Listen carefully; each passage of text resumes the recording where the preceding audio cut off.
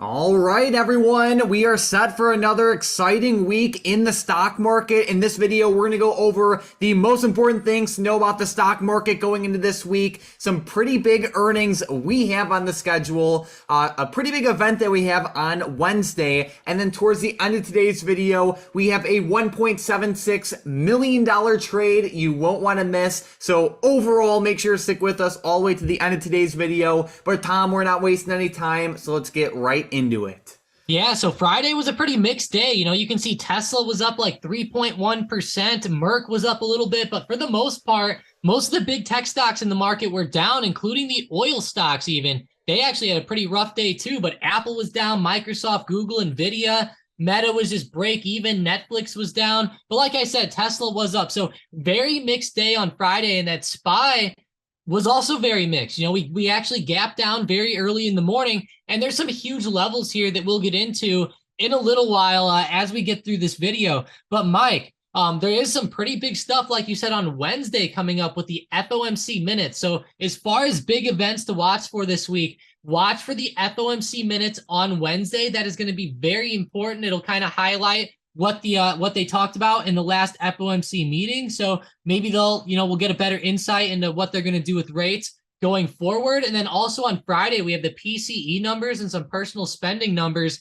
also coming out. So we do actually have a pretty action-packed week on the calendar. It's definitely not like, Powell speaking or anything like that, but those minutes should be pretty important. Yeah, and then you can't forget about the earnings calendar too. We still have a lot of exciting earnings like Coinbase on Tuesday after close. We have Walmart and Home Depot on Tuesday morning. And as the week goes on, it'll just get more exciting as usual. Wednesday, we have reports from Baidu and Nvidia and Unity, Lucid, and Etsy. So that should be a pretty exciting day. And then on Thursday, we have earnings from Alibaba, Moderna, and Block, aka Square. So it should be a pretty exciting week for earnings too. Tom, I have to ask you, out of all these earnings reports, which ones will you be watching the closest? Oh man, I'll tell you, my favorite one is going to be Nvidia. I'm also going to be watching Lucid very closely. So Wednesday after close is going to be my favorite day. There's also Teladoc Wednesday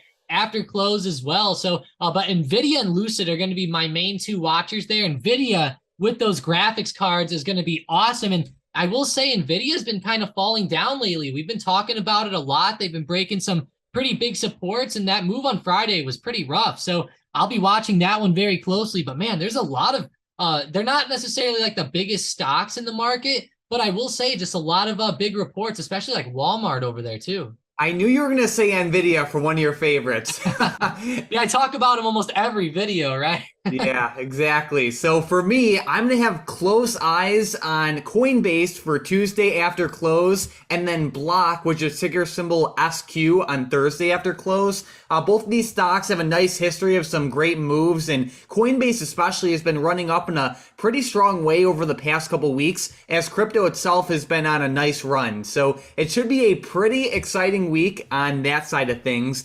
But Tom, we also had some pretty interesting news where Mark Zuckerberg's actually taken I guess you could say some strategies out of Elon Musk's playbook. What's going on? Yeah, so as everybody has seen over the past few months, there's been a lot of talk about Twitter verified, or I guess you call it Twitter Blue, I guess is what the main thing it actually is called, but it's actually a subscription service. So what this is it's a way for you to get verified on Twitter. There's a little blue check mark that can pop up on there next to your name. And it looks like Zuckerberg's going to be trying to copy this with Instagram and Facebook. So very interesting. And it looks like it's going to cost $11.99 a month for Samsung or Android users, or $14.99 a month for iOS users, or it does say on the iPad too, which is iOS. So keep that in mind for anyone who doesn't know. But that's actually a pretty high number there, Mike. $14.99 a month. That is actually quite a bit. And what it does say down here is that you actually have to pay for one for like your personal account, one for your business account.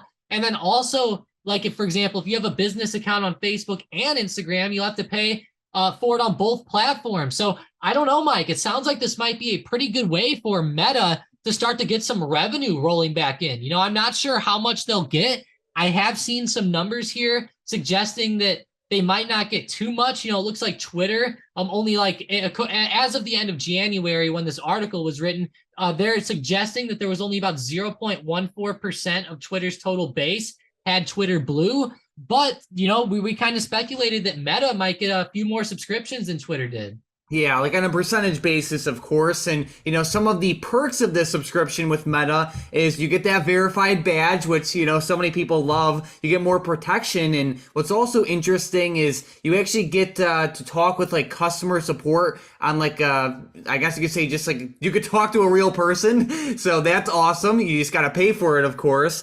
And you also get more visibility in like the algorithm and you just get pushed more. So overall, you know, it's a very interesting article. I think this will be pretty good for Meta. And Meta is a company that has struggled a good amount over like the past couple of years. Meta stock has been on a brutal ride. They had highs of close to $380 a share back in 2021, and they actually fell below 100 just at the end of 2022. So it's been a wild ride for Meta, but I do think this I guess you could say event has potential to really increase Meta's revenue. It's not the craziest news you'll ever see, but I definitely think it's a step in the right direction for Meta to get their revenue game back on track.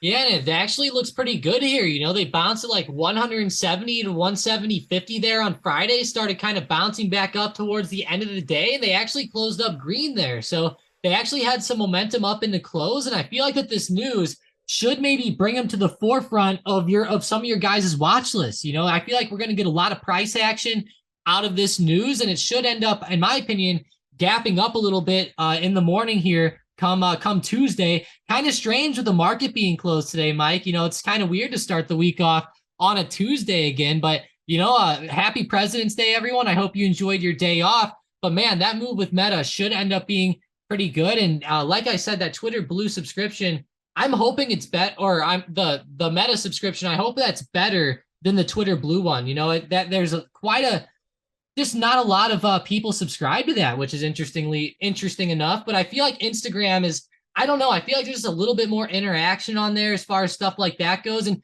you know, Twitter is kind of like, you know, you go on there for like the memes. At least I do. I use it for news a little bit, but, you know, there is some pretty funny stuff on there. Even Elon is a pretty funny guy. What I will say though, and what I do really like about this potential with this subscription with Meta is it gives the user a lot more protection from impersonators and, you know, people trying to, you know, profit off of someone else's reputation. As we all know, there's so many scammers, whether it be on, you know, YouTube, Instagram, Facebook, Discord, all over the place, and having some sort of badge or just something that allows you to differentiate yourself from these people that, you know, try and copy your profile is huge. You know, as we all know, like all these scammer bots are all over the internet, and I do think this could be a decent form of protection. So we'll see what happens. Yeah, I really do too. I'll tell you guys, be very careful out there with the bots. I mean, there's so many bots out there.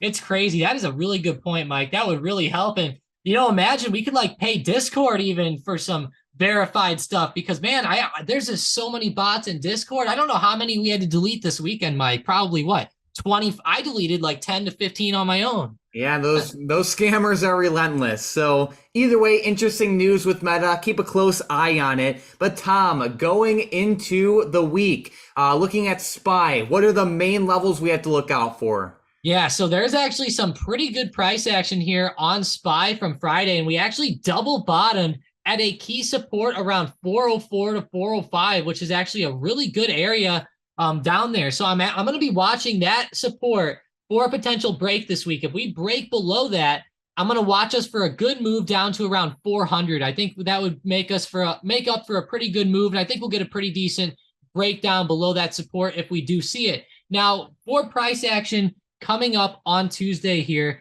as we start to move up Tuesday morning up into resistance, I'm going to watch for a potential hit around 408. We've gotten a few hits here, and I'm going to highlight this last week where we had these hits. That was just multiple intraday touches there. So if we end up bouncing off of this and rejecting and coming back down, I'm going to watch for that move towards 404. And then, like I said, break down towards 400. If we do end up breaking 408 to the upside, though, I'm going to watch for a retest of 410, which was a pretty big level there, and then 411 to 412. It's kind of weird there. It's like 1, 2, 3. There's like $3 of price action there, but you can see like last week we were just really stuck in that big range up there. I'm hoping that we don't get back into there, Mike, because I'd rather just see some solid price action down so we can find some good day trades. True that. All righty, Tom. Well, as you mentioned, the SPY price action, there are a couple stocks that are definitely on my watch list, and I want to talk about them really quickly. The first one is OPRA. So this stock is very interesting. It's been running up in an awesome way over the past couple weeks and months, to be honest. In last week, there was around $1 million that went into the $6.72 strike call options that expire on March 17th. And since that point, the stock's been tanking down a little bit, but I don't think the opportunity with this one is necessarily gone. Yes, the stock is pulled back, but I still think there's a decent chance that this stock, starts to pick up the momentum that it's had over the past couple weeks and months. So either way, OPRA is one of the top stocks on my watch list going into this week. Like I said, it had nearly $1 million put into those calls last week, and I think it still has potential. Yeah, it actually looks pretty good. There's a big support coming up here right around like $7, and then even another one at like $6.90, and a huge one down there around $6.30. So we'll have to see if it can hold here and start to get some momentum back. Could definitely be one of the bigger ones this week. And what I love about this one, Mike, it's pretty low price, but the volatility is actually pretty good there. One that I'm watching is Netflix, a little bit bigger of a stock. This one's actually been falling down a little bit here this week. Kind of looks like the SPY. It fell down Friday, started consolidating. If I see it move under 343, I'll watch it for some puts coming up this week. I feel like that's a pretty big support there from Friday. But if we do end up popping up above 352, then I'm going to watch it for some calls. I think that 352 resistance up there is pretty big, kind of like the SPY, how it has some resistance overhead too. Alrighty. Another stock I'm watching pretty closely is UVXY. This stock is not a stock you want to hold long term, but when the market starts to panic and it starts to fall in a big way, this is one of the best stocks you can go to for short-term price action. Basically, this stock is a leveraged ETF that moves off of volatility. So whenever you see panic in the markets, this stock booms. And it's definitely one of the top stocks on my watch list for this week to the upside. In the event we do see a continued sell-off, this stock does have some room to run.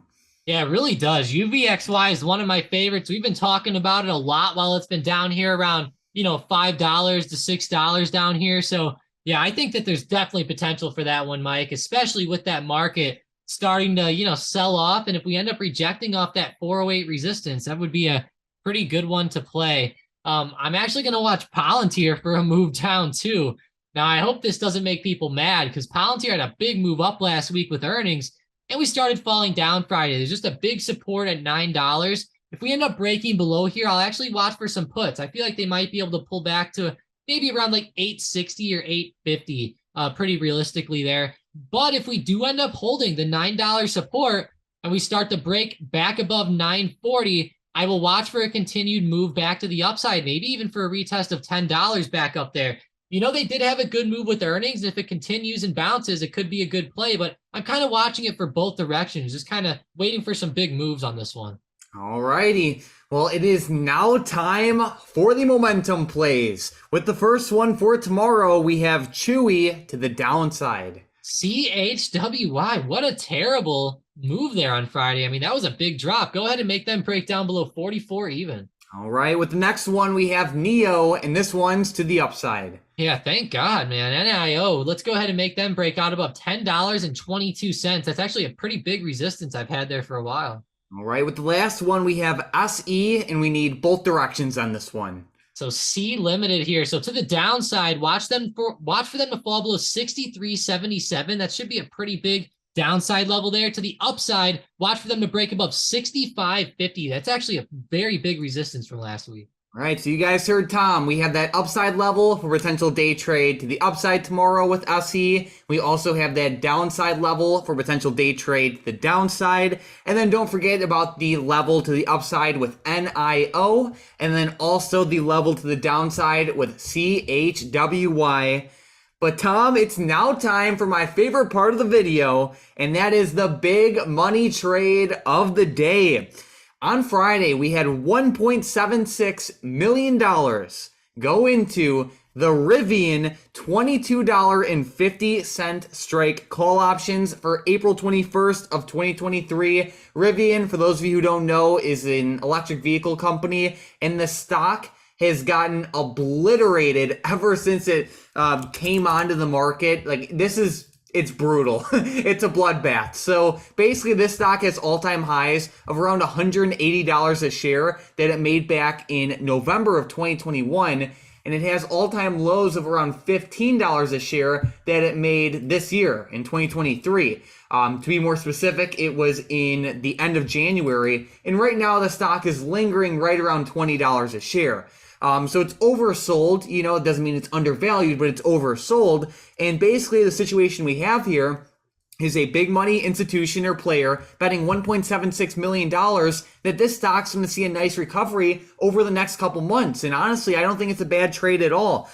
Basically, the situation is the big money wants this stock to go as high as possible. The higher it goes, the more millions they'll make. But they want it bare minimum above $22.50 just for the option to have any value at all. So either way, I think this is a very interesting trade and kind of like it.